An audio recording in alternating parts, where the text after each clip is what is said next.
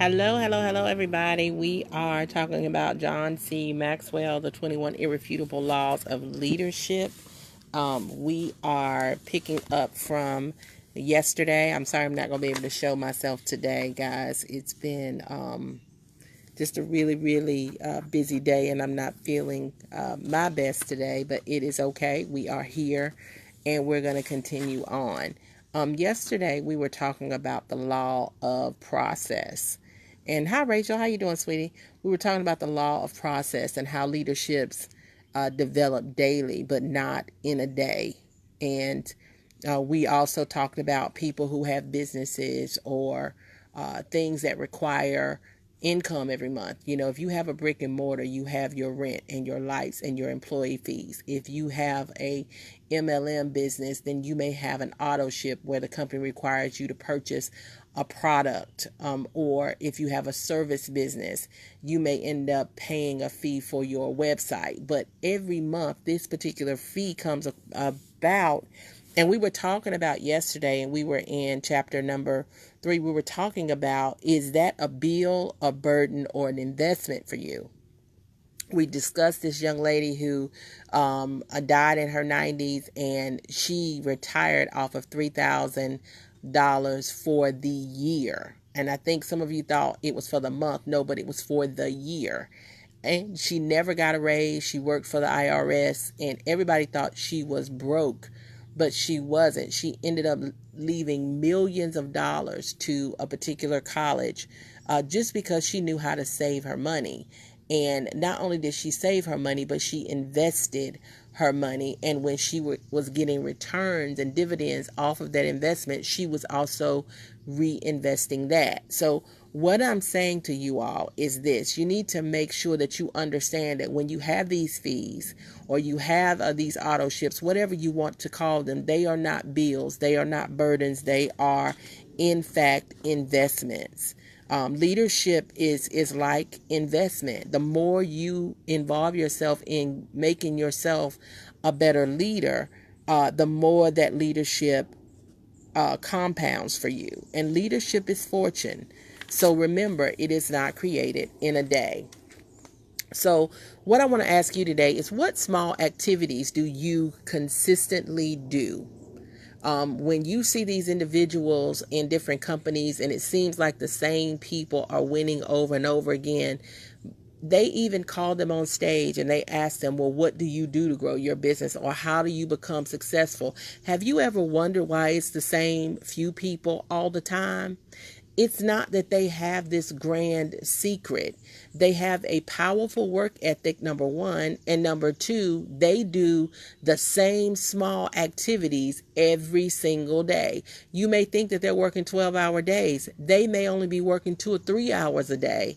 But because they're doing the same thing and they're compounding upon what they're doing, they are completely successful. Why is that important for you to know? It's important for you to know because they know they will always win, because you will go in, or some people will go in and they will have a special or hit momentum for 30 days and then you won't hear from them for 60 or 70 days.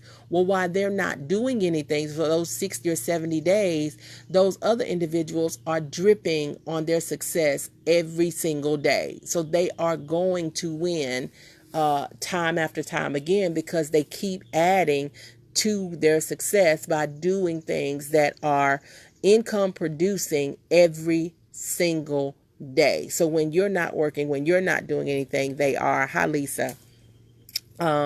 So what activities are you doing every day? What are your daily tasks? Do you have a schedule set up? Now, listen, I'm one of those. I am very blessed to be able to work from home.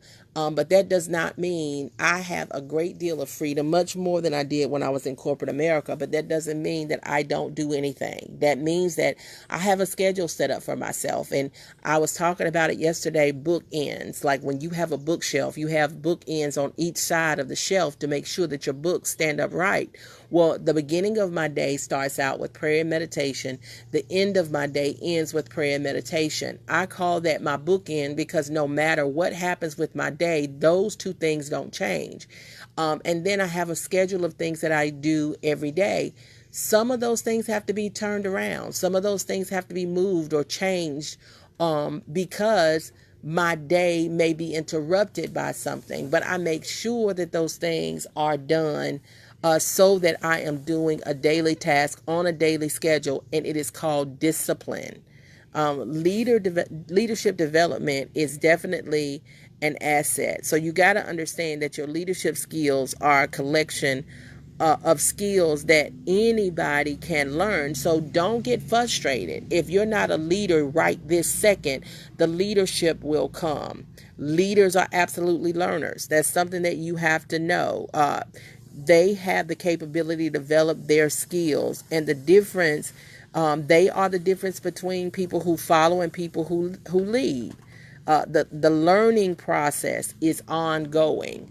When you stop learning, when you stop advancing your leadership skills, then it shows, because people will begin to outgrow you because they don't stop.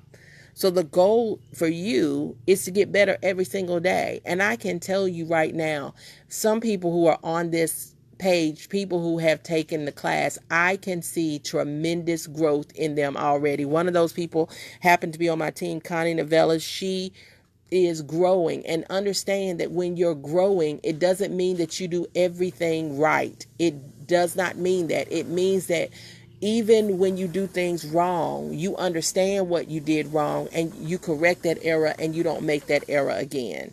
So be encouraged. People want what this woman amassed. She amassed millions. It took her 50 years and sacrifice. People want that sacrifice in 50 hours or 50 days or 50 minutes. It doesn't come to you that soon. You are planting seeds, and you have to understand that. So there are phases of leadership growth, and you need to understand, you don't know what you don't know. That's the first thing. You've got to understand the value of leadership, and many people don't do that. John C. Maxwell was in college, and he was taking a class, and it was a leadership class, and he talked to the president of the college, and the president of the college said, I had very few students sign up for this class. And John C. Maxwell asked him why, and he said, because they don't see themselves as leaders. You can't expect people to follow you as a leader if you don't see yourself as a leader. If you don't even realize leadership has everything to do with influence in your day-to-day walk, whether you are in sales or not. You could even be working on a job, doing something else, but the average person influences somebody 4 times a day. So if you are going to automatically influence anyway on your job or in your business, you need leadership skills, because leadership is about influence. The second thing is, I know that I need to know. So the first thing was, you don't know what you don't know. The second thing is, I know that I need to know. This is when you have to bring your arrogance to the table and lay it completely down, because people are placed in leadership positions, and they realize they don't have anybody following them. And the reason they don't have anybody following them is because they don't have influence. So what does that mean? How do they turn that around? They get leadership skills. They don't keep depending upon a title or a position that they've been placed in to take them where they want to go. They understand that they have to grow their leadership skills. They have to learn that they have to lead. And it was a young man named Benjamin Disraeli. He was the former British Prime Minister. He said to be conscious that you are ignorant of the facts is a step toward knowledge. To be conscious that you are ignorant of the facts is a step toward knowledge. What does that mean? It means don't beat yourself up because you don't know. You only beat yourself up when you refuse to learn. You don't have to have all the answers. That's why we are learning right now. Another thing, phase 3 is I know what I don't know. Popularity, guys, and charisma won't work when you got decisions that are that are hard to make, that you got to make in leadership. Popularity and charisma just won't work, because there's sometimes you're going to be placed in a position where you've got to make some hard choices. Like, I like this person, I get along with this person, I resonate with this person, but this person doesn't have the skill sets for what I need done. So what do? Do I still pick this person that's not qualified, or do I pick the person that I know has the skill set? That's something that you learn as you grow. What is your plan for your personal growth? It's okay to help other people grow. It's okay to help your team grow. But you've got to have personal accountability for you. How are you growing? It's great that your leader is growing. It is. But you've got to grow too. Don't just sit back and clap for your leader because your leader is growing and because your leader is advancing. You need to be advancing as well. How do you do that? You read books, you listen to tapes, you go to training. And let me tell you this, it may cost you something. It may cost you something. Kim and I just went on a 4-state tour. That wasn't covered by TLC. That was something we had to pay for ourselves. We had to pay for our food. We had to pay for our travel. We had to pay for our gas. We lost time in our own business, which means we lost sales. But it was important for us to be around thought leaders, and that was a hit our business had to take for the information that we gathered while we were on the road. We were able to amass so much information. We're going to be able to help a great deal of people. But we couldn't say, well, we're not going because it's not covered. Oh, no, you have to sacrifice. And that means going above and beyond sometimes. So make sure that you're reading books, you're listening to tapes, you're going to training. And don't worry if some of that cost you.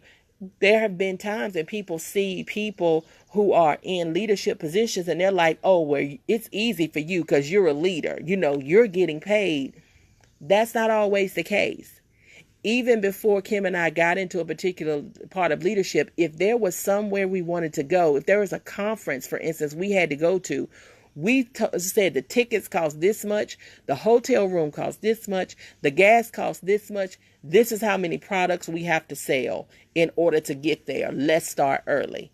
Right now, we have a box, a convention box that we have put together for next year's international convention. Why? Because we don't want there to be an issue with getting tickets. We want to be able to buy tickets for our team. We want to be able to get in on some of the specials that they have. So we have a box right now where we are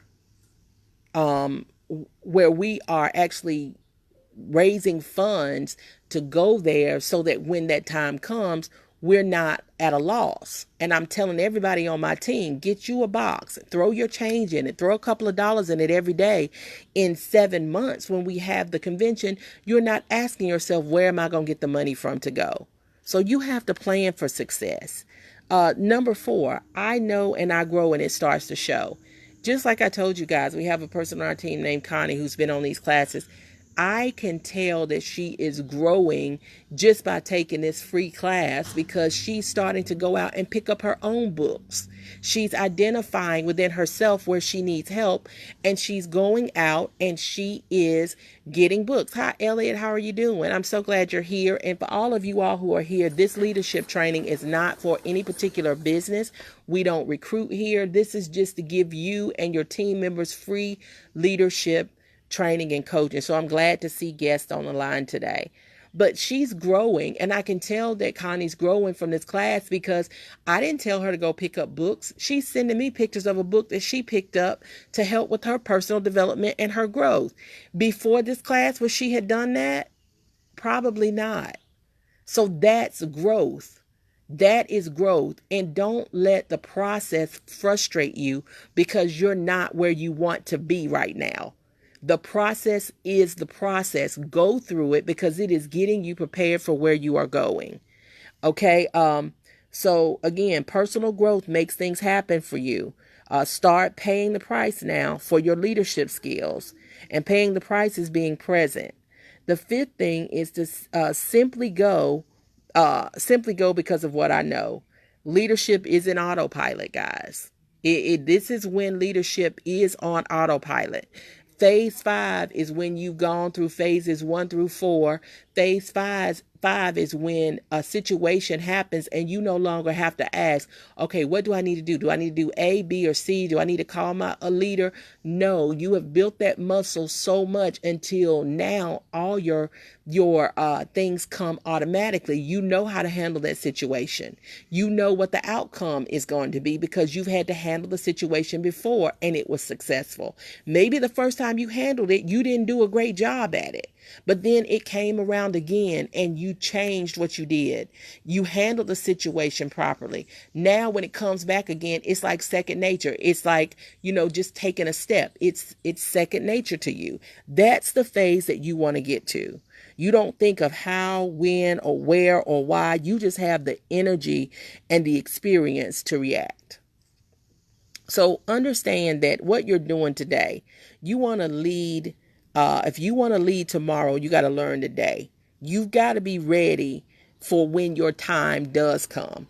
Don't covet somebody else's time. Don't waste your time getting upset with other people who may advance in front of you. Take the time to understand what it's going to take to be where they are. Don't misuse your energy. A lot of people misuse their energy. They get caught up in the wrong thing. Well, how did she promote or how did he promote? And they're not doing this right and I should be there. No, you shouldn't be there. You'll be there when it's time for you to be there and you can handle the responsibilities of being present. So what you should do is prepare. In our organization, if you are a director, you should be preparing to be a rising star. What do I need to do to get to rising star? And once I get to rising star, what is expected of me once I get there? Because the worst thing to do is to promote to a place you're not ready for. Because people do not expect for someone that is a national director in our company to handle situations like a director because of where they are. They expect that you can handle the title that you are going to. So the way to do that is to prepare for that before you get there. Larry Bird is one of the examples that they used. He was one of the best free throw shooters in the NBA. But the reason being is because he started early. He started that when he was in high school. He would take 500 shots before school every single day. That's why he could take a free throw shot with his eyes closed, because he prepared for that stage. That's why he wasn't as nervous as other players when it was a pressure cooker on him, because he had taken the shot in practice. There was an orator in Greece. He had a speech impairment. He couldn't speak very, very well, and he knew that. He didn't make excuses for that. He used to practice with pebbles in his mouth near the ocean, speaking over the sound of the waves so that he could articulate the very best way he could. And he ended up being one of the best orators in Greece. So I'm telling you guys, there are certain things that happen. And I wanted to read you guys this quote from, I'm on page 30 for those of you all who have the book. I wanted to read you this quote from Joe Frazier, and it's about boxing. He said, you can map out a fight plan or a life plan, but when the action starts, you're down to your reflexes. That's where your road work shows. If you cheated on that in the dark of the morning, you're getting found out now under the bright lights. So in other words, if you don't do the work when nobody's watching, when people are watching, you are going to fail. So do the work when you don't have an audience, because champions don't become champions in the ring. They are recognized there. Remember that. Champions and leaders and winners and just people who are promoted, they don't become that when you see them on stage. They don't become that when you see them in the pulpit. They don't become that when they're getting the trophies and they're getting, the awards. They become that every single day when they're doing little things that matter that other people won't do. Because there's a lot of people that want the spotlight but don't want to do the work to get there. So I want you to understand that natural talent, is talent, but you still have to train. And I'm going to end with talking about this particular person. And this is Beyonce. I was not necessarily in the Beehive. I wasn't a Beyonce fan until I saw her prepare for Homecoming and her documentary on Netflix. And the reason being is because when she started, she was over 200 plus pounds. She had had a very hard pregnancy. I'm a mother of twins, so I understand what it's like to carry two babies in your body and how your body completely looks different. She was able to get back into some of her old uniforms. And if you've watched that documentary, if you've ever been in a marching band, you understand that there are sequences that you have to hit. She had hundreds of sequences that she hit without error in over a 2-hour time span. Imagine working out for about 3 hours straight. Not only did she do it, but she had a group of people that could follow her doing it. I had the utmost respect for her after I saw that. You have to understand, she didn't just pop up there on the day of Coachella and do that. She practiced for over 100 plus days to get there with a family, with all of the things that pull on her being an entertainer. So understand that you can get there, but your work has to be consistently consistent. So guys, if you've got any, and it's called disciplined consistency. Disciplined consistency is what you need for leadership.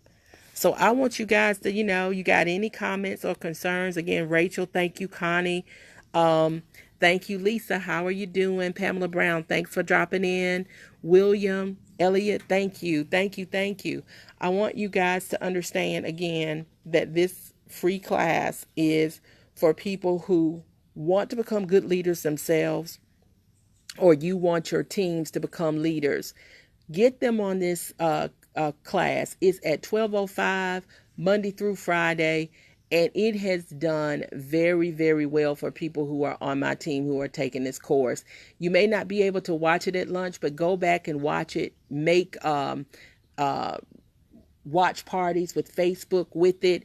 Do whatever is necessary for you to get this training, because it will propel you into leadership that you didn't even know you could walk into. So this is Coach K, guys. Please like this, share this, comment. Let me know how this is helping you. Let me know if it is helping you. Let me know if there's any improvements that you want me to make on this, because by the end of this book, I want your mindset about who you are to be changed. I want you to be the person that was in that college that runs to the dean and says, I want to take this leadership class because I deserve to be here. I don't want you to be one of those students that didn't even sign up because they didn't see themselves as a leader. So I love you guys. You have a great day, and do what I always ask. Be kind to somebody today. This is Coach K, guys. See you later. Bye now.